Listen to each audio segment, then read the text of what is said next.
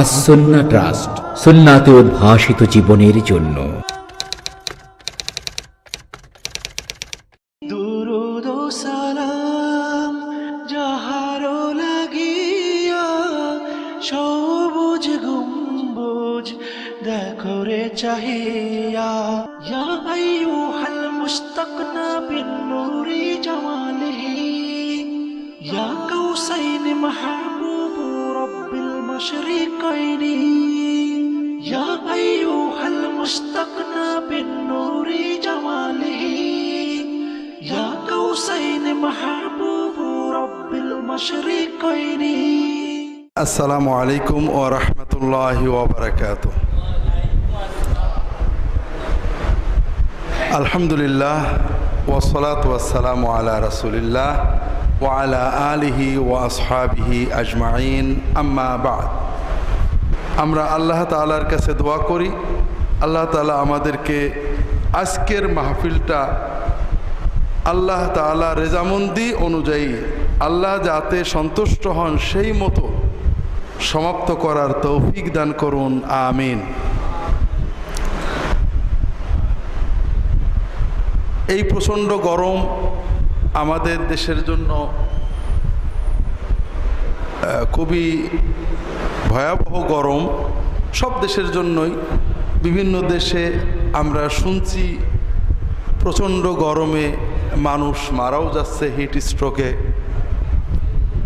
এই গরমের ভিতরেই আমাদের মুমিন জীবনের, মুসলিম জীবনের অন্যতম শ্রেষ্ঠ ইবাদত রমাদানের সিয়াম এসে পড়েছে। এই সিয়াম আমরা কিভাবে পালন করব? রমাদানের গরমে সিয়াম পালনেরও কিছু আহকাম আছে। যেমন আসলে রোজা রেখে বেশি গোসল করলে অনেকে মনে করে মাকরুহ হয়ে যায়। বরফ গায়ে দেওয়া, মাথায় দেওয়া, গলায় দেওয়া, এতে রোজার ক্ষতি হবে কিনা।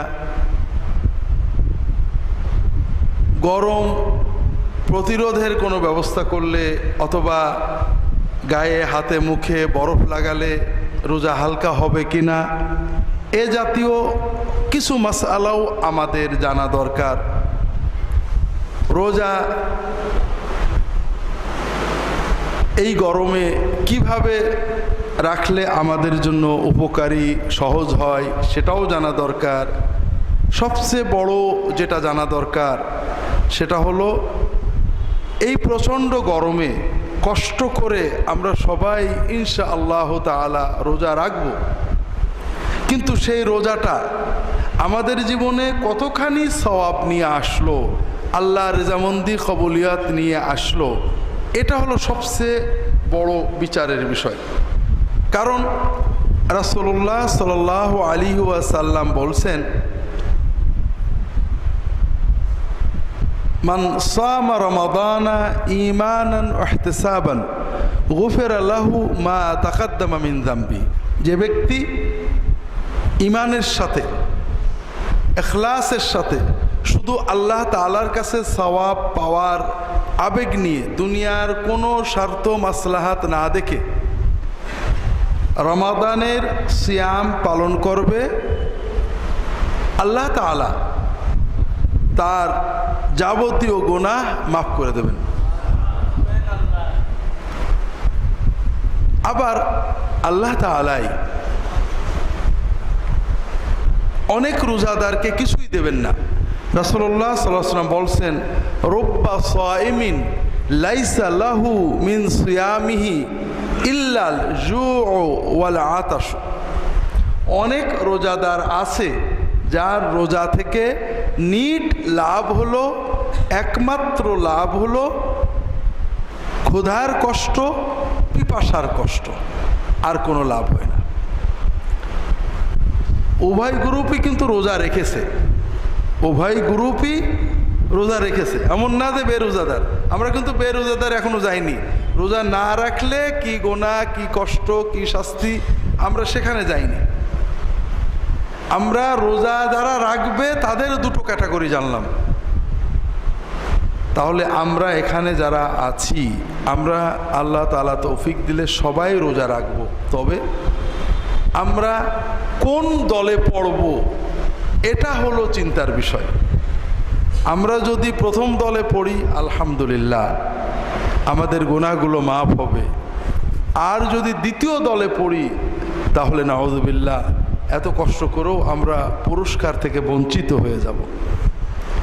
এজন্য আমাদের নিজেদের, অন্যদের নয়, আমরা অনেকবার আপনাদের বলছি, যখনই আমরা কিছু জানবো প্রথমে নিজেরটা ভাবতে হবে।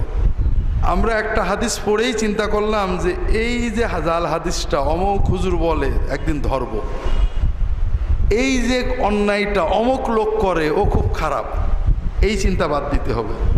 আমরা মশলা শেখার পরেই যদি আমাদের আমলের সাথে মিলে যায়, আলহামদুলিল্লাহ, আমি ঠিক আমলটা করছি, আল্লাহ তোমার শুকরিয়া। যদি ভুল হয় তাহলে আমরা সিদ্ধান্ত নেব, আল্লাহ এতদিন ভুল করেছি, এখন থেকে ঠিক চলব।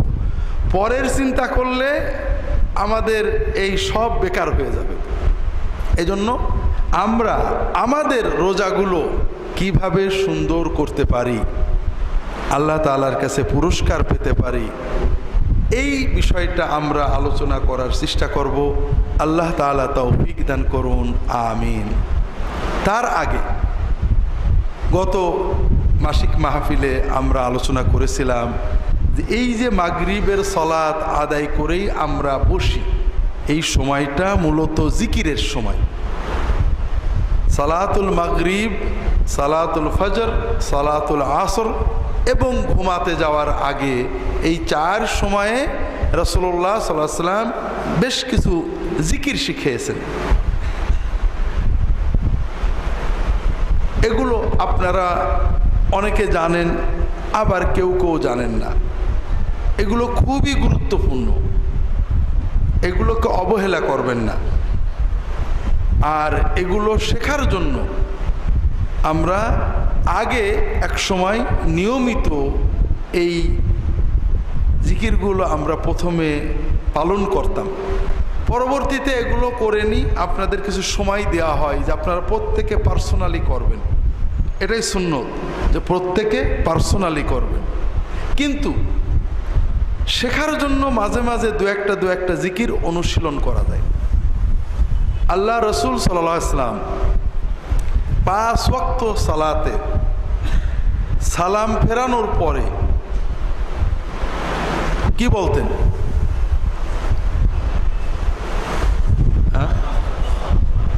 মাশাআল্লাহ, এই তো অনেকেই জানা মানুষ আছেন। সালাম ফেরানোর পরেই তিনি 3 বার বলতেন, আস্তাগফিরুল্লাহ, আস্তাগফিরুল্লাহ, আস্তাগফিরুল্লাহ। তার মানে আমি আল্লাহ তাআলার কাছে গুনার জন্য ক্ষমা চাচ্ছি, আমি আল্লাহ তাআলার কাছে গুনার জন্য ক্ষমা চাচ্ছি, আমি আল্লাহর কাছে গুনার জন্য ক্ষমা চাচ্ছি।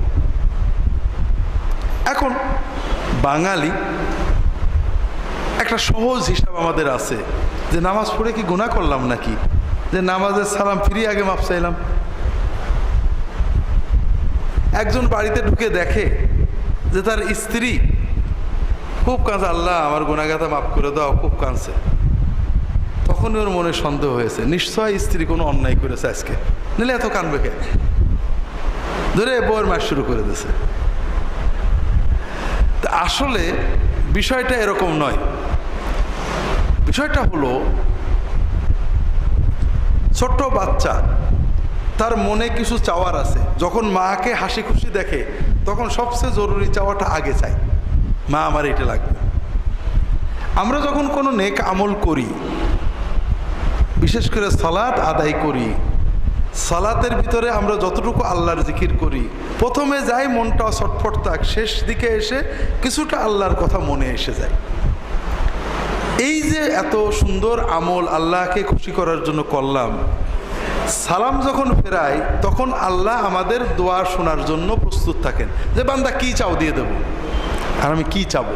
সবচেয়ে আগে আমার কি চাওয়া আছে?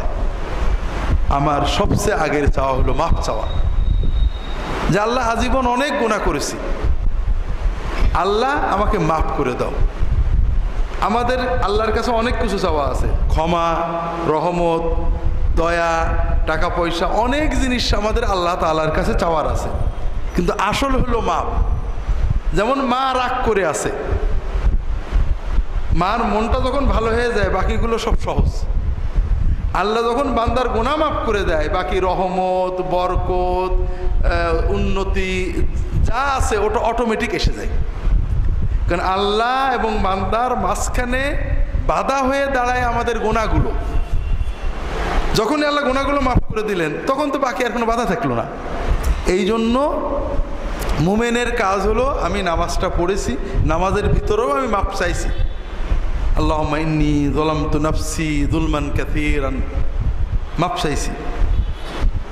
সালাম ফিরিয়ে এখন প্রথম কথা, আল্লাহ আর কিছু দাও না দাও, এই নামাজের উসিলায় আমার সব গুনাহ মাফ করে দাও। আর গুনাহ মাফ করা মানে সব এসে গেল, বাকিগুলো অটোমেটিক এসে যাবে। এজন্য রাসূলুল্লাহ সাল্লাল্লাহু আলাইহি ওয়াসাল্লাম নামাজের সালাম ফেরানোর পরে প্রথম যে কথাটা বলতেন 3 বার আস্তাগফিরুল্লাহ বলতেন। এরপরে বিভিন্ন হাদিস থেকে জানা যায় রাসূলুল্লাহ সাল্লাল্লাহু আলাইহি ওয়াসাল্লাম সালাতের সালাম ফেরানোর পরে কি বলতেন? আল্লাহুম্মা আনতাস সালাম ওয়া মিনকাস সালাম তাবারাকতা ইয়া যাল জালালি ওয়াল ইকরাম। এইটা বলা 3 বার আস্তাগফিরুল্লাহ, আল্লাহুম্মা আনতাস সালাম প্রত্যেকেরই সুন্নত। নামাজের সালাম ফিরালে আমরা প্রত্যেকেই মুখে উচ্চারণ করে মৃদু শব্দে বা মনে মনে এটা বলবো প্রত্যেক সালাতেই, শুধু মাগরিব নয়, 5 ওয়াক্ত সালাতের পরে নারী পুরুষ সবাই প্রথমেই 3 বার আস্তাগফিরুল্লাহ বলবো, এরপরে আল্লাহুম্মা আনতাস সালাম ওয়া মিনকাস সালাম তাবারাকতা ইয়া যাল জালালি ওয়াল ইকরাম, এইটা বলবো। এরপরে রাসূলুল্লাহ সাল্লাল্লাহু আলাইহি ওয়াসাল্লাম অনেক দোয়া জিকির আমাদের শিখিয়েছেন। তার ভিতরে আল্লাহ তাআলার তাসবিহ সুবহানাল্লাহ 33 বার, আলহামদুলিল্লাহ 33 বার, আল্লাহু আকবার 33 বার অথবা 34 বার। আল্লাহু আকবার 33 বার বললে সর্বশেষ লা ইলাহা ইল্লাল্লাহু ওয়াহদাহু লা শারীকা লাহু লাহুল মুলকু ওয়া লাহুল হামদু ওয়া হুয়া আলা কুল্লি শাইইন দিয়ে আলা কুল্লি শাইইন কাদির এই বাক্য দিয়ে আমরা 100 পুরিয়ে দেব, অথবা 33 বার সুবহানাল্লাহ, 33 বার আলহামদুলিল্লাহ, 34 বার আল্লাহু আকবার পড়ব। এটাও প্রত্যেক নামাজের পরে আমরা পড়ব। এরপরে আপনি আগে পিছে করতে পারেন। প্রত্যেক সালাতের পরে আয়াতুল কুরসি পড়া। রাসূলুল্লাহ সাল্লাল্লাহু আলাইহি ওয়াসাল্লাম বলছেন, মান ক্বারা আয়াতুল কুরসি দুবুরা কুল্লি সালাতিন মাকতুবা লাম ইয়ামনাহু মিন দুখুলিল জান্নাতি ইল্লাল মাউতু আও কামা ক্বাল সাল্লাল্লাহু আলাইহি ওয়াসাল্লাম। যদি কেউ 5 ওয়াক্ত সালাতের সালাম ফিরানোর পরে আয়াতুল কুরসি পড়ে তাহলে তার জান্নাতে যাওয়ার পথে মৃত্যু ছাড়া আর কোনো বাধা থাকবে না। যাদের আয়াতুল কুরসি জানা আছে তারা পড়বেন। এরপরে আরো অনেক দোয়া, কুল হুয়াল্লাহু আহাদ, কুল আউযু বিরাব্বিল ফালাক, কুল আউযু বিরাব্বিন নাস, এই 3টে সূরা জোহরে, আসরে, ইশায় 3 সালাতের পরে একবার করে পড়তে হয়। আর ফজরে, মাগরিবে এবং ঘুমাতে যাওয়ার আগে বিছানায় শুয়ে ওযু থাক বা না থাক 3 বার করে পড়তে হয়। তাহলে মাগরিবের পরে আমরা এই সূরা কয়বার পড়ব? 3 বার।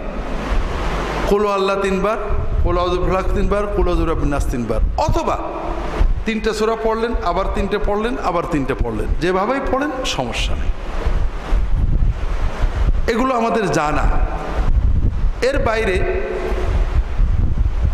অনেকগুলো দোয়া জিকির রাসূলুল্লাহ সাল্লাল্লাহু আলাইহি ওয়াসাল্লাম আমাদের শিখিয়েছেন, যেগুলো আমাদের জন্য অনেক কল্যাণ বয়ে আনে, মুখস্থ করতে হয়। দরুদের কথা গতদিন বলেছি। 10 বার দরুদ শরীফ মাগরিবের এবং ফজরের পরে পড়লে রাসূলুল্লাহ সাল্লাল্লাহু আলাইহি ওয়াসাল্লামের শাফাত সেই মানুষের জন্য পাওনা হয়ে যায়। আর একটা দোয়া আপনাদের বলেছিলাম, বিসমিল্লাহিল্লাযী লা ইয়াদুররু মা ইসমিহি শাইউন ফিল আরদি ওয়ালা ফিস সামাই ওয়া হুয়াস সামিউল আলিম। সকালে 3 বার, সন্ধ্যায় 3 বার পড়লে ওই দিনে কোনো আসমানি জমিনি বালা ওই মানুষটাকে স্পর্শ করবে না। ছোট বাচ্চাদের আমরা যদি সকালে 3 বার পড়ে ফু দিয়ে দিই, মাথায় গায়ে হাত দিয়ে একটু পড়ে দিই, সন্ধ্যায় পড়ে দিই, ইনশাআল্লাহ ওই দিনে তার কোনো আসমানি জমিনি বালা তাকে স্পর্শ করবে না। আপনার দৌড়ে বেড়ান হুজুরের কাছে তাবিজ নেওয়ার জন্য। মা যে মহব্বতে পড়তে পারে, হুজুর তো ওই মহব্বতে পড়ে ফু দিতে পারে না। আমি কোনো রকম, আর মা কত মহব্বতের সাথে পড়ে। আল্লাহ তো কালবের হালত দেখে যে কতখানি মহব্বত দিয়ে পড়ছে। যে মা যখন এই দোয়াটা পড়ে বাচ্চাকে ফু দেবে, এর যে তাসির হবে, আমার দোয়ায় অত তাসির হওয়ার কথা না। এরপরে সকালে এবং সন্ধ্যায় হেফাজতের 2টো দোয়া আছে। একটা হলো নিজেরা পড়বেন, বাচ্চাদেরকে পড়ে ফু দেবেন বা মাথায় গায়ে হাত রেখে পড়বেন।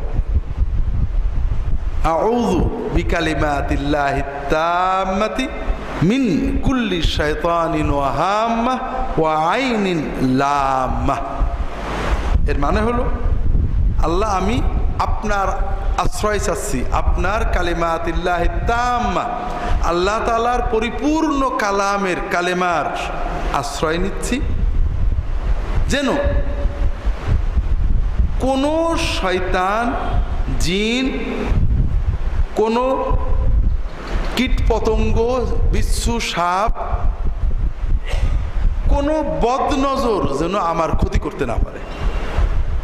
3 বার।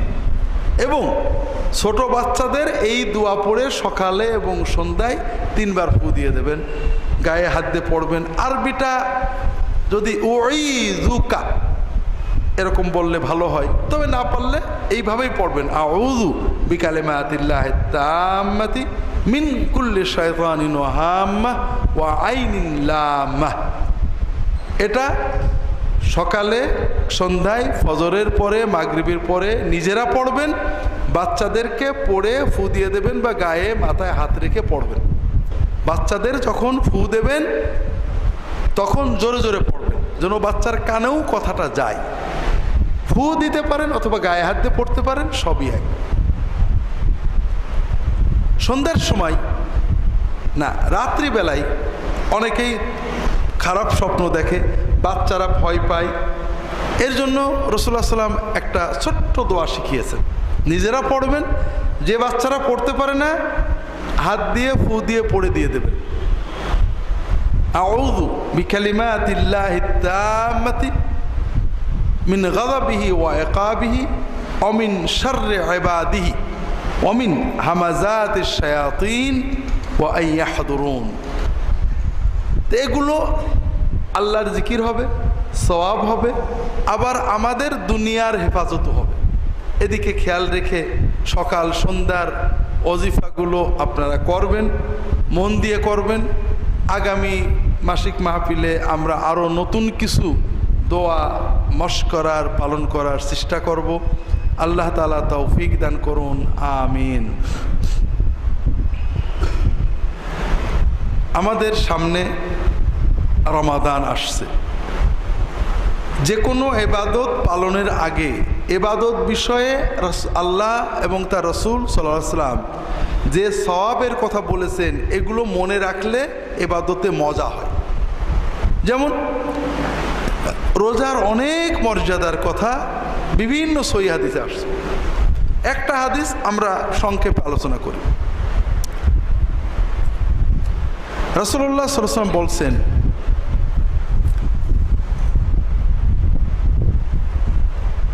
আল্লাহ তাআলা বলেছেন, কুল্লু আমাল ইবনে আদমা লাহু ইল্লা সাওম ফাইন্নাহু লি ওয়া আনা আজজি বিহি। বান্দা যত ইবাদত করে সকল ইবাদত তার, শুধু ব্যতিক্রম হলো রোজা। রোজাটা আমার। রোজাটা কার? আল্লাহ। সব ইবাদত বান্দার, আর শুধু রোজাটা আল্লাহর। আল্লাহ বলছেন আমি নিজে তার প্রাইজ দেব। তার মানেটা কি? যত ইবাদত আছে প্রত্যেক ইবাদত বান্দা হিসাব করে আল্লাহ সওয়াব দেবে। সে পালন করেছে, আল্লাহ গুণে পড়ে তার হিসাবে সওয়াব দেবেন, 10 গুণ 700 গুণ। কিন্তু রোজাটা তা না। রোজা একটা ব্যতিক্রম। সব ইবাদত মানুষ দেখতে পারে।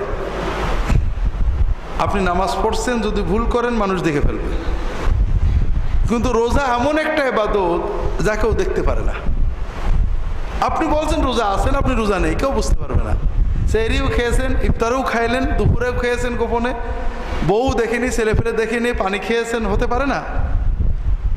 তাহলে রোজা এমন একটা ইবাদত, এই যে 15 ঘন্টার ভিতরে আপনি যদি রোজা ভেঙে ফেলেন কেউ টের পাবে না। নামাজ কিন্তু দাঁড়িয়ে ভেঙে ফেললে মানুষ টের পায়। হজ শুরু করে সে নষ্ট করে দিলে মানুষ টের পায়। যাকাত না দিলে, কম বেশি দিলে কেউ না কেউ টের পায়। অন্তত আপনার ম্যানেজার, দাদা, আশেপাশে কেউ না কেউ টের পায়। একমাত্র ইবাদত যেটা কেউ টের পায় না, আপনি ছাড়া কেউ টের পাবে না, একান্তই আল্লাহর জন্য বান্দা পালন করে, সেটা হলো রোজা, সিয়াম। এজন্য আল্লাহ তাআলা বলছেন এই রোজার সওয়াব আল্লাহ হিসাব করে দেবেন না, বান্দাকে বেহিসাবি দেবেন।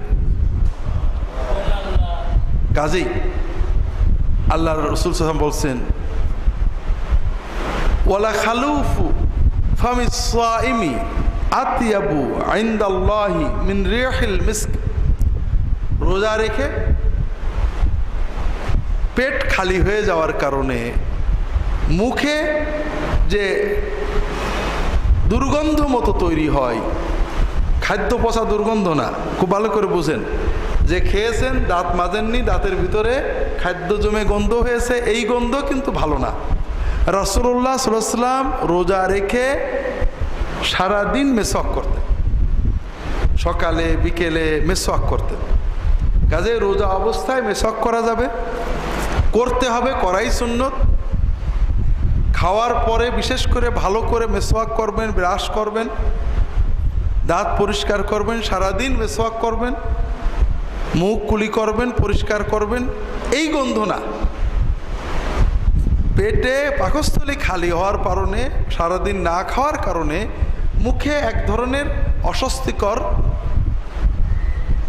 গন্ধ তৈরি হয়। আল্লাহ তাআলা বলছেন এই মুখের ক্ষুধার কারণে যে গন্ধ, এটা আল্লাহ তাআলার কাছে মেশকের সুগন্ধির চেয়েও প্রিয়। কারণ এটা বান্দার ইবাদতের কারণে হয়েছে। ওয়ালিস-সাইমি ফারহাতান, রোজা যে রাখে, সিয়াম যে পালন করে, তার দুটো আনন্দ আছে। একটা হলো ইফতারের সময় খুশি লাগে না? ইফতারের আগে কখন ইফতার করব, ক্ষুধা লেগেছে, পিপাসা লেগেছে, কষ্ট হচ্ছে, খুব আনন্দ লাগে। রোজার বড় আনন্দ ইফতার। আরেকটা আনন্দ রোজাদারের আছে, সেটা এখানে না। ওয়া ফারহাতুন ইনদা লিকাই রাব্বিহি, কিয়ামতে আল্লাহর সাথে যখন দেখা হবে তখন রোজাদার আসল খুশি হবে। এত পুরস্কার, এত মজা, এত আনন্দ আল্লাহ রোজাদারের জন্য রেখে দিয়েছেন যে আসল আনন্দ এই ইফতারে যেমন মজা লাগছে, এর চেয়ে বহু গুণ, শতগুণ, কোটি গুণ মজা আল্লাহর সাথে যখন এই রোজাদার বান্দার সাক্ষাৎ হবে তখন এই আনন্দটা সে পাবে। রোজার অনেক ফজিলতের কথা রাসূলুল্লাহ সাল্লাল্লাহু আলাইহি ওয়াসাল্লাম বলেছেন। নফল ফরজ সব রোজাই গুরুত্বপূর্ণ, তবে এই রোজার ফজিলত পাওয়ার জন্য একটু সচেতন হতে হবে। তাই এই হাদিসে রাসূলুল্লাহ সাল্লাল্লাহু আলাইহি ওয়াসাল্লাম এর পরে বলছেন আসসাওমু জুন্নাহ ওয়াস-সাওমু জুন্নাহ। রোজা হলো ঢাল, পাপ থেকে ঢাল। ঢাল ফুটো করো না, তাহলে তীর লেগে যাবে। সেটা কেমন? ফাইদা কানা ইয়াউমু সাওমি আহাদিকুম ফালা ইয়াফসুক ওয়ালা ইয়ারফুস। যখন কেউ রোজা রাখবে, রোজাদার, সেজন্য রোজা অবস্থায় কোনো বাজে কথা, গুনার কথা, অশালীন কথা অথবা অশ্লীল কথা, পচা কথা মুখ দিয়ে উচ্চারণ না করে।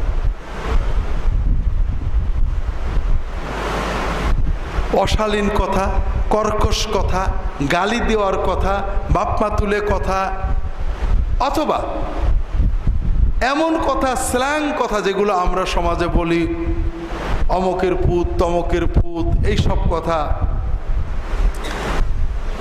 অশালীন বাজে কথা যেগুলো অশ্লীলতা প্রকাশ করে, কোনো কথা রোজা রেখে বলা যাবে না।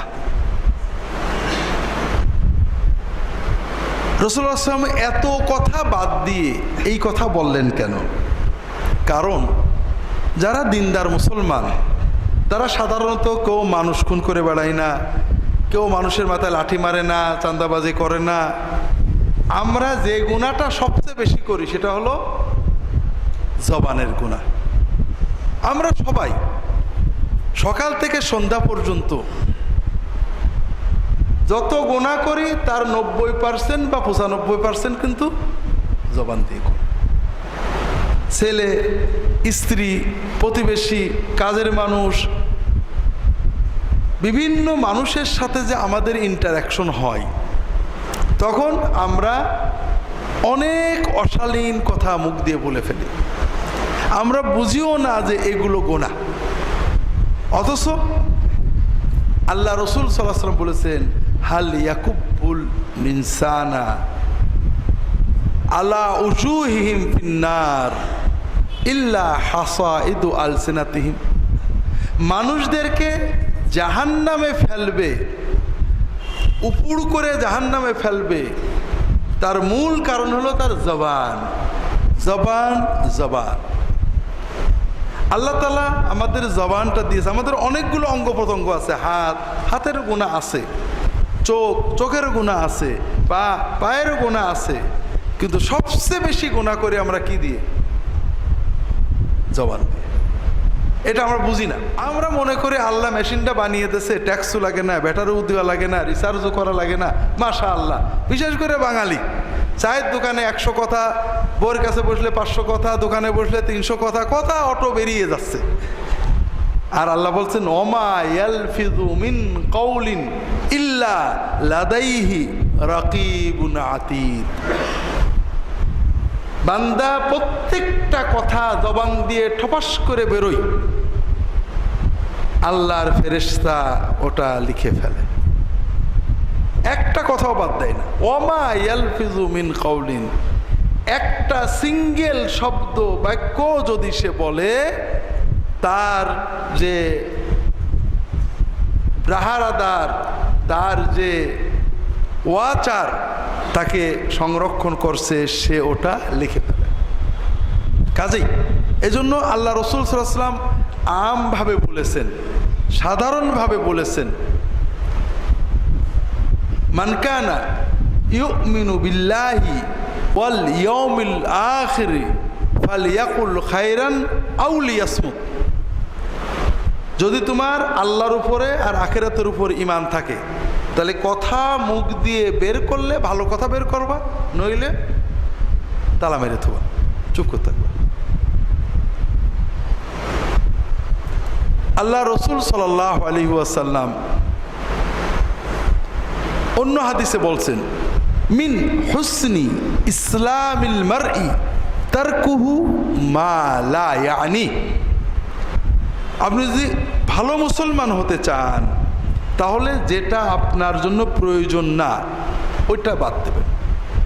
আপনি দোকানে বসে আছেন, রাজনীতির কথা হচ্ছে, আবহাওয়ার কথা হচ্ছে, আমেরিকার কথা হচ্ছে, দেখবেন আপনি কোনো অনুভূতি ছাড়াই অংশ নিয়ে ফেলেছেন, কথা আর আপনি চাপতে পারেননি, একটা বেরিয়ে গেছে।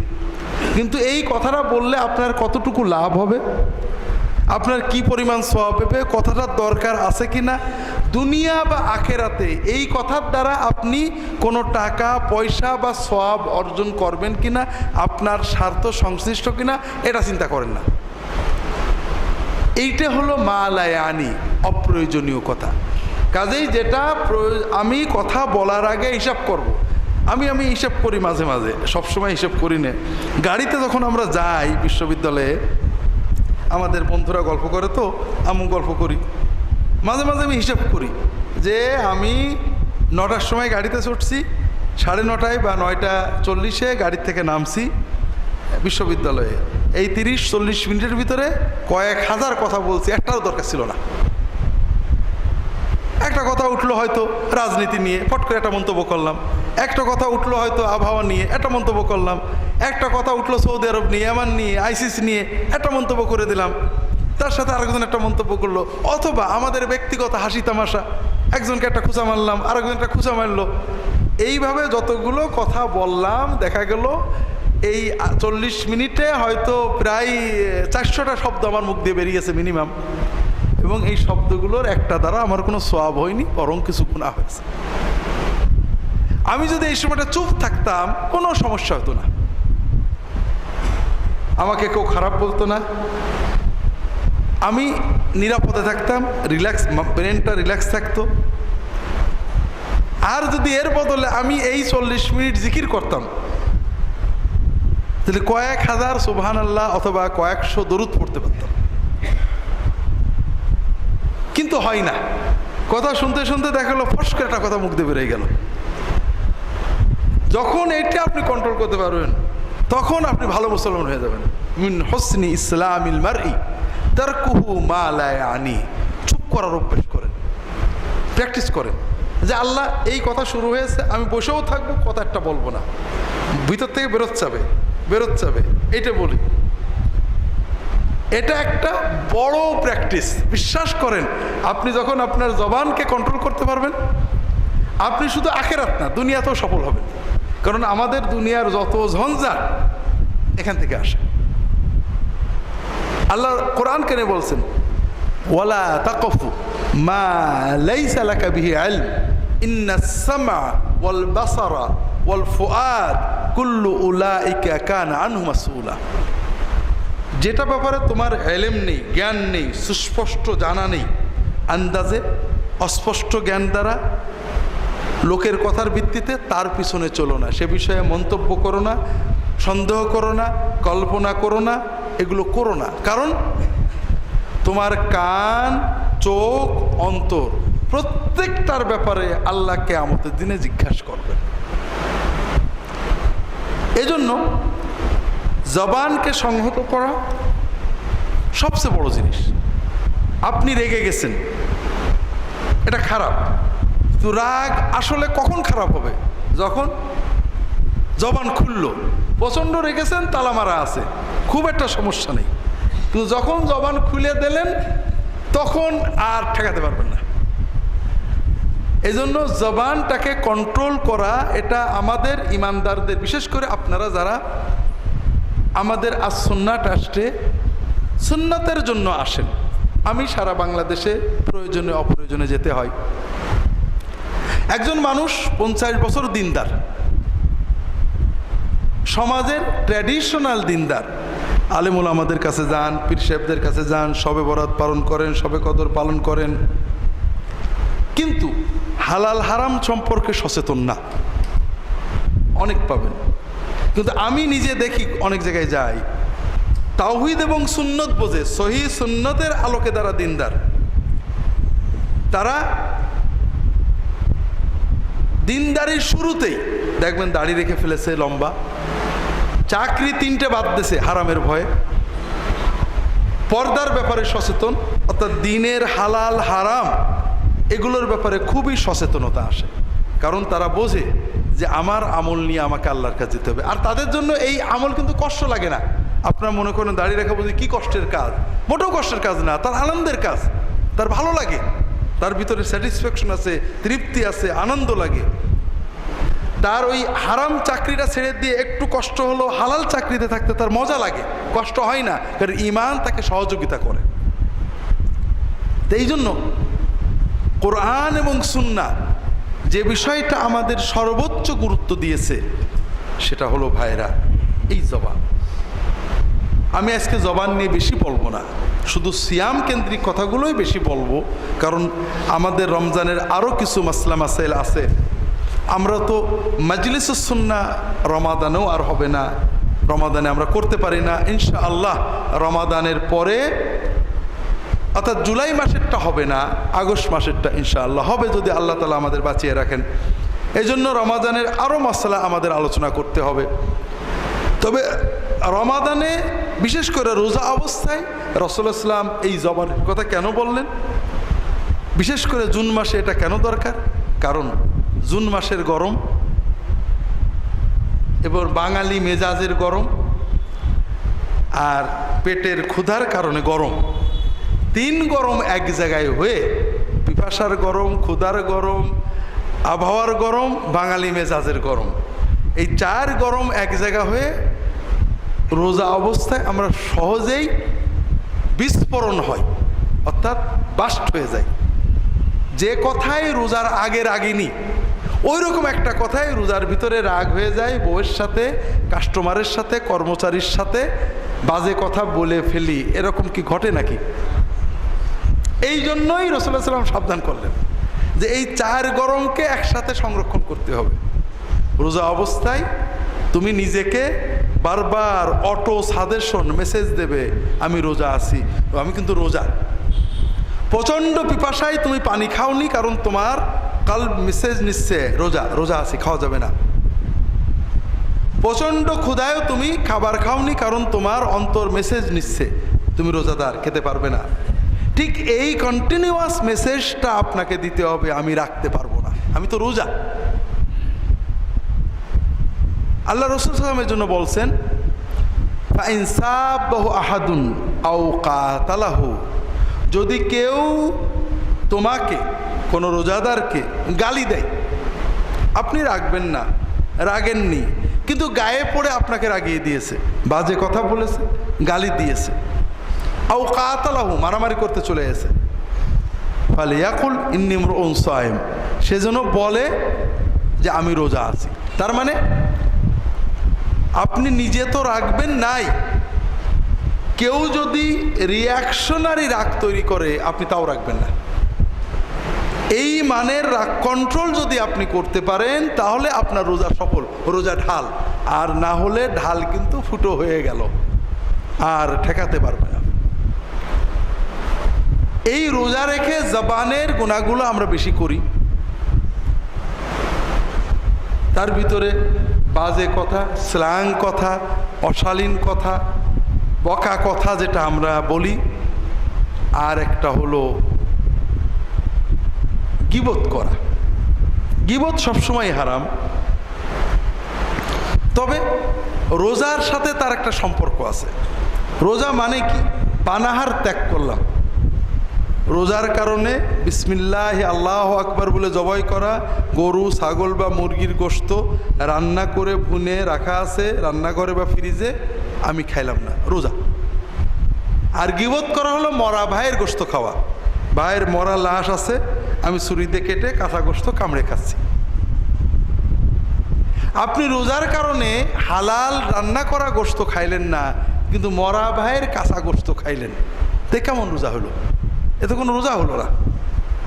এই জন্য আমরা সবসময় গীবত পরিহার করব, তবে বিশেষ করে রোজা অবস্থায় আমরা মানুষের সমালোচনাটাই পরিহার করব, কাউকে নিয়ে কোনো কথায় যোগ দেব না। যখনই দেখবেন মানুষ নিয়ে কথা আছে অ্যাভয়েড করবে, কারণ মানুষ নিয়ে কথা হলেই সমালোচনা আসবে, ব্যক্তি নিয়ে কোনো সমালোচনায় যাবেন না।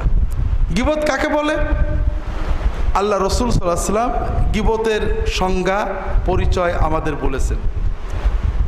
তিনি বলছেন, আতাদরুনা মাল গীবাহ, তোমরা কি জানো গীবত কি? সাহাবায়ে কেরাম বললেন, আল্লাহু ওয়া রাসূলুহু আ'লাম, আল্লাহ এবং তার রাসূল ভালো জানেন। রাসূলুল্লাহ সাল্লাল্লাহু আলাইহি ওয়াসাল্লাম বললেন, যিকরুকা আখাকা বিমা ইয়াকরাহু, তুমি তোমার ভাইয়ের গাইবাতে, অনুপস্থিতে এমন কথা বলবে যে কথাটা সে কষ্ট পাবে। তাহলে গীবত হওয়ার জন্য প্রথম শর্ত যে আপনি এমন কারোর অনুপস্থিতিতে বলবেন, এবং যে কথাটা তার কানে গেলে সে যদি জানে তার পিছনে এই কথাটা আপনি বলেছেন, তার মনটা আহত হবে, ব্যথা পাবে, কষ্ট পাবে। তাহলে গীবতের জন্য দুটো শর্ত পাইলাম, একটা হলো গাইবাতে, পিছনে, অনুপস্থিতিতে, আর একটা হলো যে কথায় সে কষ্ট পাবে। যে কথা কষ্ট পাবে না এরকম সমালোচনা গীবত না।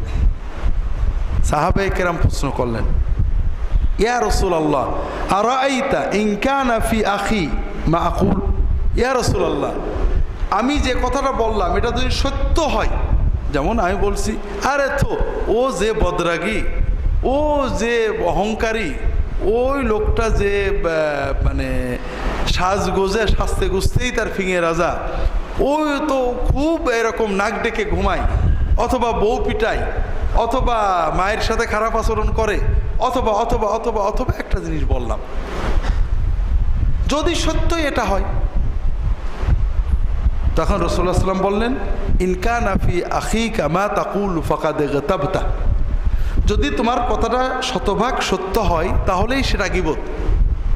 তাহলে গীবত হওয়ার জন্য তিনটে শর্ত, একটা হলে সেটা সত্য কথা, আরেকটা সেটা পিছনে হইতে হবে, আর একটা এমন কথা যেটা যদি তার কানে যায় যে আপনি তার পিছনে বলেছেন, তাহলে তার মনটা কষ্ট পাবে। আমরা যদি এমন কথা বলি সে সামনে থাকলে, বা যদি তার কাছে রেকর্ডটা বাজানো হয়, কষ্ট পাওয়ার কিছু নেই, তাহলে সেটা গীবত না। আর যদি মিথ্যা হয় তাহলে এটা গীবতের চেয়েও বড় পাপ। তা আমরা গীবত প্রচুর করি, মহিলারাও করেন, পুরুষেরাও করেন। কিভাবে করেন? মনে করেন ইফতারের দাওয়াত হবে রমজানে, মহিলাদেরও দাওয়াত দেওয়া হবে, বাড়ি এসে পরের দিন মোবাইল করবেন, অথবা পড়শির সাথে গল্প করবেন, আমি পুরুষ অথবা মহিলা, অমুকভাবেই দাওয়াত দিছিল, এই ইফতার করেছে, মনে হয় যেন খাইনি কোনো দিন। এরকম ঘটে না? ঘটে না? ঘটে না বোধ হয়, তাই না? অমুক ভাবি, অমুক ভাই এই কথা বলছিলেন, অথবা এই কাপড় পরে আসছিলেন, আদেকিলের মতো। এরকম ঘটে না? ঘটে না? আপনি যদি বলেন অমুক ভাই এই পোশাক পরে আসছিল, এই কথাটা যদি তাকে বলা হয়, এখানে মাইন্ড করবে না। কিন্তু আদেকিলের মতো যখন বললেন, তখন এই কথাটা যখন তাকে বলা হয়, মাইন্ড করবে না। তো এই আদেকিলের মতো, জীবনে যেন কোনোদিন খাইনি, অমুক নাকি এইরকম করলো, এই যে ডেসক্রিপশনের সাথে কিছু কথা বললাম যেটা তার ব্যাপারে একটা অশোভন মন্তব্য, কথাটা তার কাছে গেলে কষ্ট পাবে। এই মোবাইলে রেকর্ড করে তাকে কথাটা শোনালে তার মনটা খারাপ লাগবে। আল্লাহ তাআলা মানুষের ভিতরে সম্প্রীতি এত বেশি চেয়েছেন যে এমন কথা মুখ দিয়ে বলবেন না যেটা যদি রিলে হয়েও তার কানে যায় তার মনটা খারাপ লাগে। গীবত বিশেষ করে রোজা অবস্থায়, এটা হলো রোজা সংরক্ষণের ব্যাপার গুনাহ থেকে। কিন্তু রোজা আমরা সুন্নত পদ্ধতিতে কিভাবে পালন করব, খুবই সংক্ষেপে আমি বলবো। আমরা সুন্নাত পদ্ধতিতে রোজা পালনের জন্য কয়েকটা পর্যায় বলবো। প্রথম কথা হলো, আমরা রোজার চাঁদ যদি আমরা দেখি, প্রতি মাসে চাঁদ দেখার একটা দোয়া আছে, এটা আমরা পড়ার চেষ্টা করব। আল্লাহু আকবার বলা, আল্লাহুম্মা আহিল্লাহু আলাইনা বিল ইমনি ওয়াল ঈমান ওয়াস সালামাতি ওয়াল ইসলাম ওয়া রাব্বি ওয়া রাব্বুকাল্লাহ। অনেকে চাঁদ দেখলে সালাম দেয়, আমাদের দেশে বোধহয় এখনো আছে, দেখছেন নাকি? নতুন চাঁদ দেখলে সালাম দেওয়া, এটা কিন্তু ঠিক না, এটা খুবই খারাপ কাজ। চাঁদ দেখলে আল্লাহর কাছে দোয়া করতে, প্রথমে আল্লাহু আকবার, এরপরে আল্লাহ এই যে নতুন মাস শুরু হলো, এই মাসটা আমাদের ঈমানটা মজবুত রেখো, আমাদের সকল কাজে কর্মে বরকত দিও। দোয়াটা কেমন হলো? হ্যাঁ, মাসের শুরুতেই আল্লাহর কাছে বরকত চেয়ে নিলেন। ওয়াস সালামাতু ওয়াল ইসলাম, আমাদের দিন ইসলাম ঠিক রেখো, আমাদের নিরাপত্তা বিপদ আপদ থেকে মুক্ত রেখো। এরপরে চাঁদের সাথে একটা কথা বলা, রাব্বি ওয়া রাব্বুকাল্লাহ, চাঁদ তুমি কিচ্ছু না। অনেকে চাঁদ পূজা করে, সূর্য পূজা করে। তোমার রব এবং আমার রব আল্লাহ, তুমিও যার বান্দা আমিও তার বান্দা। চাঁদ কিছু না, কিন্তু নতুন চাঁদ উঠেছে, আমি আল্লাহর কাছে দোয়া চাচ্ছি। এটা পারলে পড়বেন। এরপরে তারাবি শুরু হলো, এবং তারাবি দিয়েই শুরু হলো আমাদের ঝগড়া। বিশেষ করে আমরা যারা সুন্নাত নির্ভর, তাদের ঝগড়া এক্ষেত্রে বেশি। এটা হলো সুন্নত ঝগড়া আমাদের। যারা শরীয়ত পালন করে না, নামাজ কালাম পড়ে না, অনেকে রোজা রাখে নামাজ পড়ে না, এদের কোনো সমস্যা নেই, নামাজই পড়ে না, ঝগড়ার কি। আমরা যারা একটু ভালো করে দিন পালন করতে চাই, তারাবির নামাজ 8 রাকাত না 20 রাকাত, এটা নিয়ে ঝগড়া হবে। তা আমি বিস্তারিত বলবো না। কথা হলো তারাবির নামাজ 20 রাকাত যেটা পড়া হয়, এটা সহিহ হাদিস দ্বারা প্রমাণিত, সাহাবীদের যুগে পড়া হয়েছে। তবে রাসূলুল্লাহ সাল্লাল্লাহু আলাইহি ওয়াসাল্লাম নিজে অথবা সাহাবায়ে কেরাম কোনো রাকাতকে ফিক্সড করেননি যে এর কম পড়া যাবে না বা এর বেশি পড়া যাবে না, কারণ রাসূলুল্লাহ সাল্লাল্লাহু আলাইহি ওয়াসাল্লাম নিজেই এটাকে ফিক্সড করেন। আপনারা হয়তো মনে করেন জোহরের নামাজ 4 রাকাতের জায়গায় 6 রাকাত পড়া যায় না, রাসূলুল্লাহ সাল্লাল্লাহু আলাইহি ওয়াসাল্লাম যেটা পড়েছেন তার চেয়ে বেশি আমরা পড়বো কী করে। কথাটা ওরকম না। জোহরের নামাজ রাসূলুল্লাহ সাল্লাল্লাহু আলাইহি ওয়াসাল্লাম কখনো 2 রাকাত, কখনো 4 রাকাত, কখনো 6 রাকাত পড়েননি। কিন্তু কিয়ামুল লাইল, তাহাজ্জুদ রাসূলুল্লাহ সাল্লাল্লাহু আলাইহি ওয়াসাল্লাম কখনো 2 রাকাত, কখনো 4 রাকাত, কখনো 6 রাকাত, কখনো 8 রাকাত, কখনো 10 রাকাত, কখনো 12 রাকাত, বিভিন্ন রকম পড়েছেন। তিনি রাকাত সংখ্যা বাড়িয়েছেন, কমিয়েছেন, কিন্তু টাইম কিন্তু একই রেখেছেন। 2 রাকাতেও 4 ঘন্টা, 4 রাকাতেও 4 ঘন্টা, 6 রাকাতেও 4 ঘন্টা, 8 রাকাতেও 4 ঘন্টা, 10 রাকাতেও 4 ঘন্টা, 12 রাকাতেও 4 ঘন্টা, 4 থেকে 6 ঘন্টা অথবা এই রকম সময় তিনি কিয়ামুল লাইল পড়তেন। সাহাবীদের যুগে 8 রাকাত পড়া হয়েছে, 20 রাকাতও পড়া হয়েছে, সেটাও 4 থেকে 6 ঘন্টা। আমরা যারা 20 রাকাত পড়ি তারা 35-40 মিনিটে 20 রাকাত পড়ি। আর আজকে জুমার দিন নামাজ আমি বলছিলাম, আমরা 40 মিনিটে 20 রাকাত পড়ে আমরা দাবি করি আমরা সাহাবীদের সুন্নত পালন করছি। এটা একটা আত্মপ্রবঞ্চনা। 8 রাকাত যারা পড়েন তারা আধা ঘন্টায় 8 রাকাত পড়ে দাবি করেন আমরা সহিহ হাদিস পালন করছি। এটাও আত্মপ্রবঞ্চনা, আর কিছু না। কথাটা হলো সাহাবায়ে কেরাম এবং মুসলিম উম্মার সকল আলেম, 4 মাযহাবের ইমামগণ, ইবনে তাইমিয়া, ইবনুল কাইয়িম, শাহ ওলিউল্লাহ মুহাদ্দিস, বড় বড় ইমাম আইম্মা সবাই বলেছেন যে এই রাকাত নিয়ে কোনো ঝগড়ার কিছু নেই, কিয়াম হলো আসল। যেখানে 20 রাকাত হয় 20 রাকাত পড়বেন। তবে আবারও আপনাদের বলি, যদিও জুমার সময় সামান্য কিছু বলা হয়েছে, কিয়ামুল লাইলের মূল মাকসাদ হলো কোরআন শোনা বা পড়া। তারাবির নামাজ জামাতে পড়া ওয়াজিব নয়, না পড়লে গুনাহ হবে না। যদি মূল মসজিদে জামাত কায়েম হয়েছে, আপনি তারাবির নামাজ ঘরে পড়েন, কোনো গুনাহ হবে না। তবে জামাতে পড়ার কোরআন খতমের সওয়াব থেকে মাহরুম হবেন। ইশার নামাজ ঘরে পড়লে গুনাহ হবে। কাজেই আপনি তারাবি জামাতে পড়েন বা ঘরে পড়েন, অবশ্যই ইশার নামাজ জামাতে পড়বেন। 2 নম্বর, তারাবির মূল সুন্নত হলো খতম তারাবি বা জামাতে তারাবির কোরআন শোনা। কাজেই মহব্বতের সাথে, আদবের সাথে কোরআনটা শুনতে হবে। মসজিদে এমন হাফেজ রাখার চেষ্টা করবেন যিনি অন্তত প্রতিটি শব্দ সুস্পষ্ট পড়েন, আপনার কানে যায়, মুখের ভিতরে অর্ধেক রেখে পড়েন না। আপনি যখন পড়বেন আলহামদুলিল্লাহি রাব্বিল আলামিন আর রহমানির রহিম মালিকি ইয়াউমিদ্দিন, প্রত্যেকটা শব্দ তার মদ, গুন্না, ইখফা, ইজহার আপনার কানে গেল। পড়াওয়ালা যে সওয়াব পেয়েছেন, শোনাওয়ালাও সেই সওয়াব পেয়েছেন। কিন্তু আপনি পড়লেন আলহামদুলিল্লাহ মালিক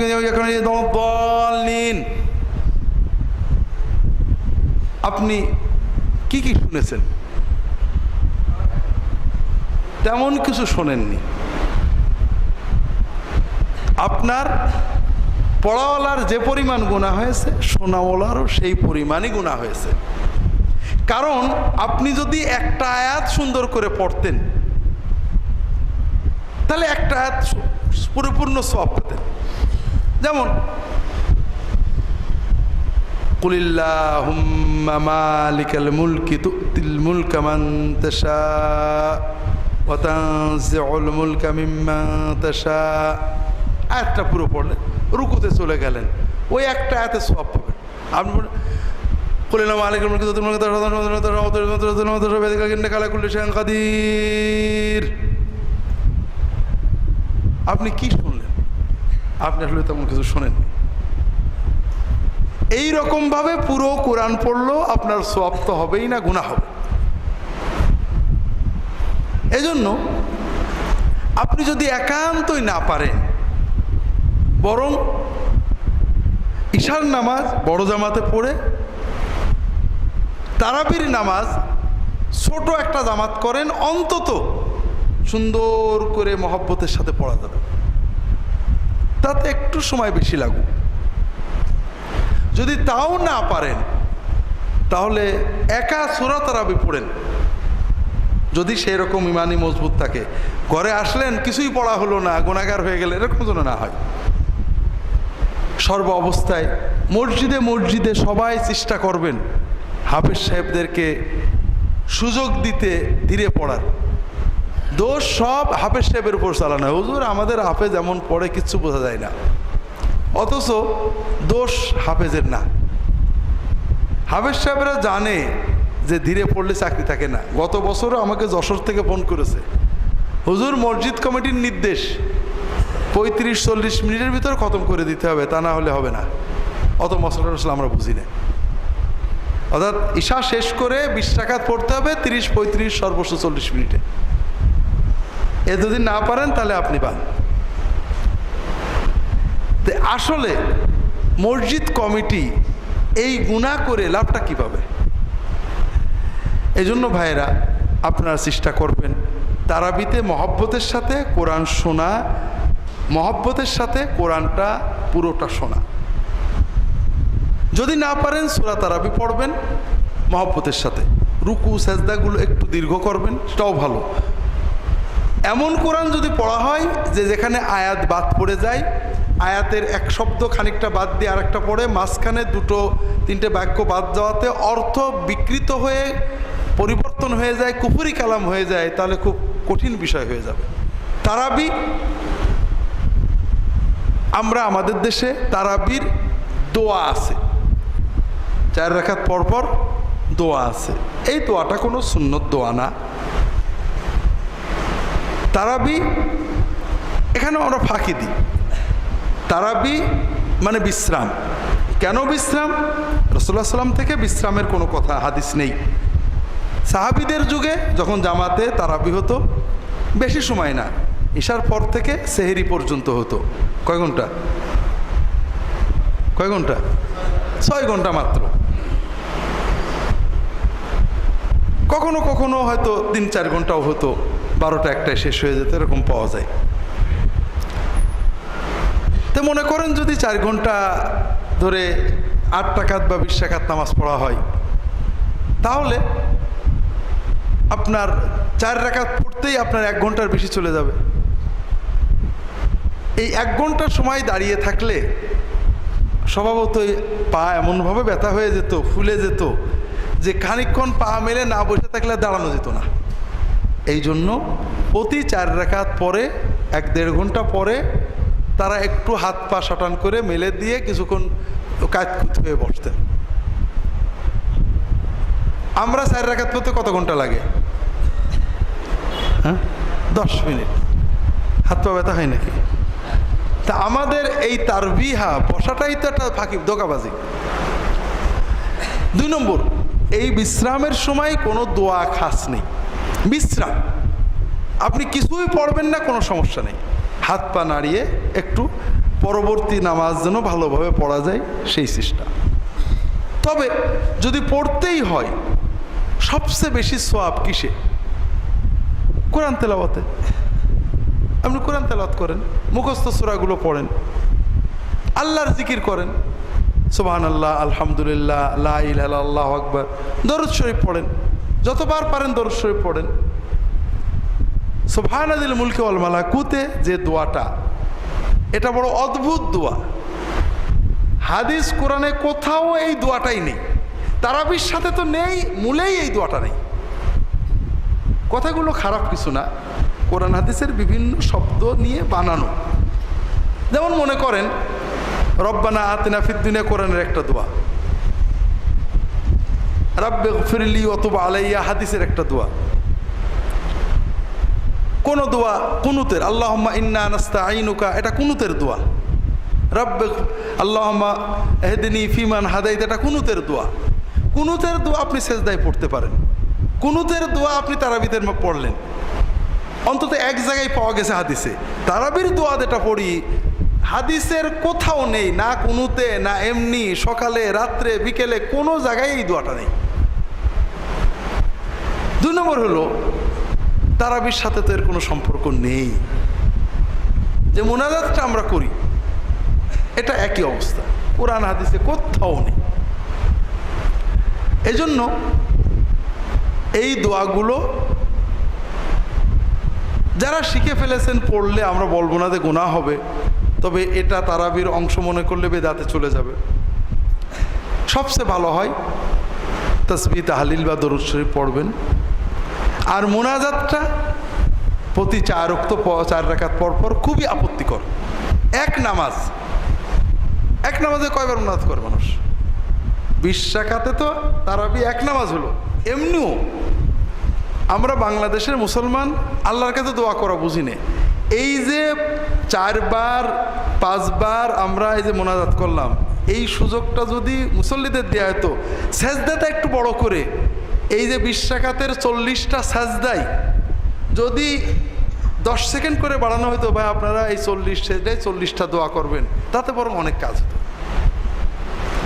40টা সেজদায় রব্বির হামহুমা, আল্লাহুম্মা আইন্নি আলা যিকরিকা ওয়া শুকরিকা, রব্বি গফিরলি, রব্বানা আতিনা ফিদ দুনিয়া, যদি সুবহানা রাব্বিয়াল আলা 3 বার পড়ার পরে 10টা সেকেন্ড 15টা সেকেন্ড সময় দেওয়া হতো, ইমাম সাহেব একটা দোয়া পড়তেন, মুক্তাদিরাও একটা দোয়া পড়তো, তাহলে এই যে না বুঝে, কিছুই না বুঝে শুধু হাত মুখ ডলার চেয়ে অনেক বেশি কাজ হতো। এবং কিয়ামুল লাইলের সুন্নত এইটে যে তুমি রুকু দীর্ঘ করো, সাজদা একটু লম্বা করো, আল্লাহর কাছে চেয়ে নাও। আপনাদেরকে বলছি, যেহেতু আমাদের সুন্নতের মাহফিল, আবারও বলি, কারণ আমি অনেক কথা বলি, কোন কথা কোথায় বলি মনে থাকে না, মনে হয় যে আপনাদেরকে বলছি অথচ বলিনি। তারাবির নামাজটা যদি খুব শর্ট করে আমরা পড়ি, একেবারে কম্পিউটারের কি জন্য এখন ডুয়েল কোর না কি জন্য হয়েছে, ডুয়েল কোর স্পিডে যদি পড়া হয় তাহলে 35 থেকে 40 মিনিট লাগবে, ঠিক না? আর যদি সুন্নত মতো মোটামুটি সুন্দর করে পড়া হয় তাহলে 1 ঘন্টা লাগবে। 20 মিনিটের কারণে আমরা নামাজ নষ্ট করি। সৌদি আরবে অধিকাংশ মসজিদে 8 টাকার তারাবি হয়, কোনো মসজিদে 20 টাকা হয়। মক্কা শরীফে মসজিদে হারামে, মদিনা শরীফে মসজিদে নববীতে এবং আরও কিছু মসজিদে, অল্প মসজিদে 20 টাকা হয়। আর বাকি সব মসজিদে কত হয়? তবে এই 17-18 বছর সৌদি আরবে থেকে দেখলাম, সৌদি আরবের মুসলমানদের ইমান খুব দুর্বল। এই 8 আর 20 নিয়ে কোনদিন মারামারি করতে দেখলাম না। আমাদের ইমানের দাবি কি? যে 20 টাকা পড়ে সে নামাজ যাবে, মার খুশি। ইমানের একটা দাবি আছে না? আর যে 8 টাকা পড়ে সে বেদাতি, মার ঘুষি। ইমানের যে জজবা দাবি সৌদি আরবে একেবারেই নেই। কেউ হাত ঝুলিয়ে নামাজ পড়ছে, কেউ হাত এখানে বেঁধে নামাজ পড়ছে, কেউ হাত এখানে বেঁধে নামাজ পড়ছে, কেউ রফাদাইন করছে, কেউ করছে না, কেউ আমিন বলছে, কেউ বলছে না। কারোর ইমানে একটু তাগাদা লাগে না, ধরে এটা খুশি মার। এমনকি 20 রাকাত আর 8 রাকাত তারাবি একই শহরে, কেউ 20 রাকাত পড়ছে, কেউ 8 রাকাত পড়ছে, কেউ কারোর বিরুদ্ধে কিছুই বলে না। হ্যাঁ, আলেমরা মশলা দেয়, কেউ বলে 20 উত্তম, কেউ বলে 8 উত্তম, তাও কেউ গাল দেয় না। তাহলে ও দেশে আলেমদেরও ইমান দুর্বল, মুসলমানদেরও ইমান দুর্বল। তো এই দুর্বল ইমানের কারণে ওদের দেশে 8-20 চলে, কোনো ঝগড়া হয় না। আর আমরা আলহামদুলিল্লাহ ইমান মজবুত হওয়ার কারণে যে কোনো অন্যায় দেখলেই যেহেতু প্রতিবাদ করতে হবে, এজন্য আমরা মাশাআল্লাহ এই ব্যাপারে খুবই তৎপর। আসলে ইমানের দৃষ্টিভঙ্গি আছে, একটু ভালো করে বোঝার চেষ্টা করি। আমি অনেক জায়গায় বলেছি, হয়তো আপনাদের বলিনি, আবারও বলি। আমরা একটা গুয়ের টুকরো, একজন লোক এক টুকরো গু নিয়ে আসলো, এটা পাক না না পাক? না পাক। আমরা এটাকে ঘৃণা করব না ভালোবাসবো? ওই গুয়ের টুকরোটা 1 জগ পানির ভিতরে রেখে দিল, গু না পাক, আর পানিও না পাক। 1 দলা গু যদি 1 জগ বা 1 গ্লাসে রাখা হয়, পানি কি হবে? না পাক। আমরা গুকেও ঘৃণা করব, পানিকেও ঘৃণা করবো, হাতও দেবো না। এই দলা গু, এইটুক দলা গুই ওই বড় একটা পুকুরের ভিতরে নিয়ে ফেললো। গুটা কি? না পাক। আর পানি না পাক? পুকুরের সব পানি না পাক? হ্যাঁ, পানি কিন্তু পাক। ওই গুড় জায়গা বাদ দিয়ে অন্য জায়গায় আমরা কিন্তু গোসল করি, গালেও পানি দিই না। আমরা বড় দিঘিতে কোথাও গু আছে, কোথাও মরা মাছ আছে, যদি ওই মরা মাছ পচা গু যদি আমার গ্লাসে থাকতো, আমি পানি হাত দিতাম না। কিন্তু বিশাল দিঘি পুকুরের ভিতরে এক কোণে আছে, আর এক কোণে আমরা গোসল করছি, গালে পানি যাচ্ছে, কিন্তু ঘৃণা লাগছে না, ঠিক না? ওই গুয়ের টুকরো যদি বঙ্গোপসাগরে বা ভারত মহাসাগরে ফেলে দেন, ও গু কোথায় হারিয়ে যাবে, কোনো অস্তিত্বই থাকবে না, ঠিক না? যে একজন মুমিন, আমরা কাজ আমরা বলবো, কর্ম আমরা সবসময় কর্মের বিধান বলবো। মোনাজাত করা সুন্নত অথবা বেদাত, মিলাদ পড়া সুন্নত অথবা বেদাত, কিয়াম কি বলে ইল্লাল্লাহ যিকির সুন্নত অথবা বেদাত, অমুকটা জায়েজ অথবা না জায়েজ, এগুলো আমরা স্পষ্ট বলবো। কিন্তু একজন লোক মোনাজাত করেছে অথবা করেনি, মিলাদ পড়েছে অথবা পড়েনি, ইল্লাল্লাহ যিকির করেছে অথবা করেনি, ওই লোকটার ব্যাপারে আমার মানসিকতা হবে এই মানদণ্ডে। একজন শুধু ওই বেদাত টুকি করে অথবা নাজেজ টুকি করে, তার এক হুকুম, ওটা হলো গ্লাসের ভিতরের গু। আর একজন অনেক ভালো কাজ করে, কিছু নাজেজ বা বেদাত করে, ওইটা হলো ওই বড় দিঘির ভিতরে পুকুরের ভিতরের গু। গুর প্রতি ঘৃণা থাকে, কিন্তু পুকুরে আমরা গোসল করি, ওই পানি নিয়ে রান্নাও করি, ঠিক না? আর একটা হলো মহাসাগরের ভিতরে গু পড়ে গেছে, ওর কোনো হদিসই নেই। কাজেই একজন মুমেন অনেক ভালো কাজ করে, কিছু বেদাত করে। আরেকজন আলেম আল্লাহর দ্বীনের দায়ী, অনেক কাজ করেন, না বুঝে দু একটা বেদাত করেন, ভুল করেন। আর একজন মানুষ শুধু বেদাতে নিয়ে আসে, 3 জন কি এক হলো নাকি? না, কিন্তু আমরা বুঝি না।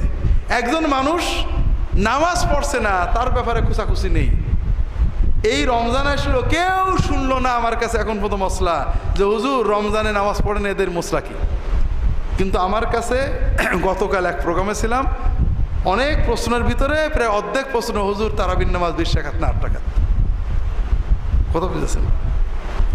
আবার কারোর প্রশ্ন, হুজুর আমি নাচতে বললে নামাজ কি হবে? হুজুর নাবির নিচে হাত বাঁধলে কি নামাজ হবে? মানে নামাজের মনে হচ্ছে হোলসেল এজেন্সি নিয়ে ফেলেছে মুসলমানরা। তো যাই হোক, যেটা বলছিলাম, সৌদি আরবের মানুষদের ইমান খুব দুর্বল, আর এই কারণে আমিও কিন্তু দুর্বল ইমান। আপনারা তো দেখেনি, আমার মহব্বতের ভাইয়েরা, ছোট ভাইয়েরা, ছেলেরা বলে, স্যার আপনার ভিতরে বেদাত আছে। তো কেন রে বাবা? বলে আপনি এটাও যায়, যেটাও যায়, দুটো তো হইতে পারেন, একটা হইতে হবে। মুশকিল হলো সৌদি আরবে থেকে থেকে আমার ইমানটা দুর্বল হয়ে গেছে, কারণ ওখানে হুজুরা দুটোই মানে, হাদিস যে কয়টা সহি সব ঠিক আছে, যে যেটা করছে আলহামদুলিল্লাহ। আমি হয়তো একটা করি, সেটা ভিন্ন কথা, কিন্তু কারোর বিরুদ্ধে বলে না।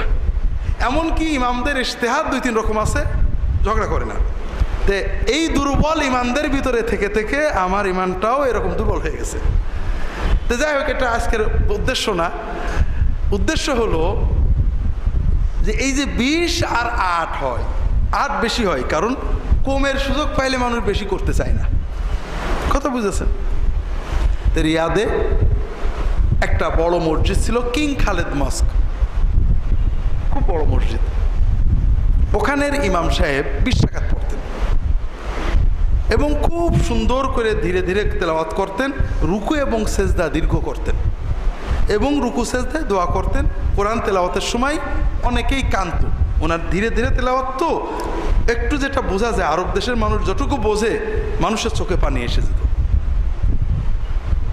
এই মসজিদে তারাবি পড়ার জন্য রিয়াদ থেকে 100 কিলো 180 কিলো দূর থেকে, আলখার্স, দিলাম, বিভিন্ন দূরবর্তী 50, 70, 100 কিলো দূর থেকে যুবকেরা ইফতার করে গাড়ি ছাড়ত। ওই মসজিদে আজানের আগে 50, 70, 100 কিলো দূরের যুবকেরা এসে পুরো মসজিদ ঘুরে যেত। কি জন্য? যে 1.5 ঘন্টা ঘুরে তারাবি পড়বে। কেন? এই নামাজে দাঁড়িয়ে একটু চোখের পানি ফেলবে, সেজদায় যে একটু দোয়া করবে, কাঁদবে। সেজদায় দোয়া করার লোভে, নামাজে দাঁড়িয়ে কোরআন শুনে চোখে পানি আনার লোভে যুবকেরা 100-150 কিলো দূর থেকে গাড়ি হাঁকায়ে ইফতার করে ওই উম্মুল হামামের জামেউল মালিক খালেদের ভিতরে এমনভাবে ভরে যেত, আজানের পরে গেলে জায়গা পাওয়া যেত না। কাজেই যুবকেরা চায়, পারে, আপনি দেন, বাংলাদেশের যুবকেরাও পারবে, দেখেন না কেন, কিন্তু আমরা তাদের সামনে দিতে পারছি না। তারাও নামাজে কাঁদতে চায়, তারাও সেজদায় দোয়া করতে চায়, কিন্তু আমরা পরিবেশ দিতে পারছি না। তো এই জন্য তারাবির যে দোয়া মোনাজাত, এটা মোটেও সুন্নত না, কোনোদিন রাসূলুল্লাহ সাল্লাল্লাহু আলাইহি ওয়াসাল্লাম করেননি, সাহাবীরা করেননি, আমাদের 4 ইমাম শোনেইনি, কোনো ফিকর কিতাবে নেই, শুধু শেষ যুগের 2-1টা ফিকর কিতাবে আছে।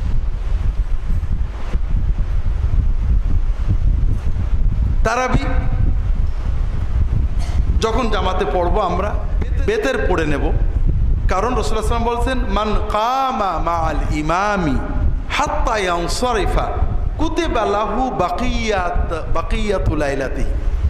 যদি কেউ ইমামের সাথে কিয়ামুল লাইল বা তারাবির জামাত শেষ পর্যন্ত পড়ে, তাহলে বাকি সারা রাত তাহাজ্জুদ পড়ার সওয়াব তার আমলনামায় লেখা হয়ে যায়। কাজেই আমরা 20 রাকাত হলে 20 রাকাত পড়ে বেতের পড়ে একবারে যাব। তবে এর পরেও রাত্রে আমরা কিয়ামুল লাইল তাহাজ্জুদ পড়তে পারি, কোনো সমস্যা নেই। রমজানের শেষে 10 রাত সবচেয়ে গুরুত্বপূর্ণ, শবে কদরের রাত। আর এজন্যই আমরা বাংলাদেশের মুসলমান রোজাদার পুরুষ এবং নারীরা এই 10 রাতে সবচেয়ে গুনাহ করি। কোথায়? মাশাআল্লাহ, সচেতন, বড় কষ্টের ব্যাপার। রোজাদার মহিলারা, পুরুষেরা ঠিক শেষ 10 রাত, যে 10 রাত আল্লাহর রহমতের দরজা খোলা হয়েছে, শবে কদরের রাত, আমরা প্রায় পুরো 10টা রাতই মার্কেটে কাটাই। আমরা চেষ্টা করব কেনাকাটা আগে করতে, একটু কষ্ট হলেও দিনে করতে, এবং দিনে না হলে মাগরিব থেকে ঈশার ভিতরে করে নিতে। ঈশার পর থেকে বাকি রাত জন্য ইবাদতে কাটাই। একান্ত বাধ্য হলে যদি মেয়েরা মার্কেটে যেতে হয়, পর্দার সাথে যাবেন। তারপরও যে পাড়াপাড়ি হয়, বোরকা পরলেও পর্দা হয় না। এই জন্য কেনাকাটা থাকলে যদি মেয়েদের মার্কেটে যেতেই হয়, তাহলে রোজার প্রথম দিকে কেনাকাটা করে নেবেন, পর্দার সহ যাবেন, শালীনভাবে যাবেন, পুরুষের ভিড়ের ভিতরে যাবেন না। আর পুরুষেরাও যারা একান্ত ব্যবসায়ী, তাদের কথা ভিন্ন, তারা বাধ্য হয়ে দোকানে থাকবেন, তারা দোকান বন্ধ করে শেষ সাথে অন্তত তারাবি কিয়ামুল লাইল তাহাজ্জুদ পড়বেন। আর যারা পারবেন তারা ঈশার আগে সব হাজত ছেড়ে বাকি রাত 20 রাত থেকে 30 রাত পর্যন্ত পুরো রমাদান শেষ 10 রাত আপনারা প্রতি রাতেই তারাবি ছাড়াও কিছু নামাজ পড়বেন। শবে কদর মানে 27 না, শবে কদর মানে শেষ 10 রাত। এতেকাফ রাসূলুল্লাহ সাল্লাল্লাহু আলাইহি ওয়াসাল্লামের গুরুত্বপূর্ণ সুন্নত। আমাদের দেশে এতেকাফ এখন বিজনেস হয়ে গেছে। শোনো, একটা মসজিদে কেউ না রাখলে গুনাহ হবে, কাজে টাকা পয়সা দিয়ে এখন রেখে দাও। এতেকাফ ওই জন্য না, এতেকাফ হলো আল্লাহর সাথে বান্দার প্রেম, যে করবে সে পাবে।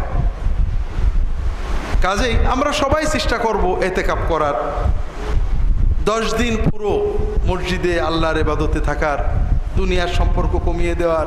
এতেকাফকারী ঘুমিয়ে থাকলেও এটা বড় ইবাদত। যদি না পারি, এতেকাফ করতে না পারি, অন্তত প্রতি রাতে কিছু অতিরিক্ত ইবাদত করব। ঈদুল ফিতরের চাঁদ দেখে তাকবীর বলবেন, দোয়া পড়বেন।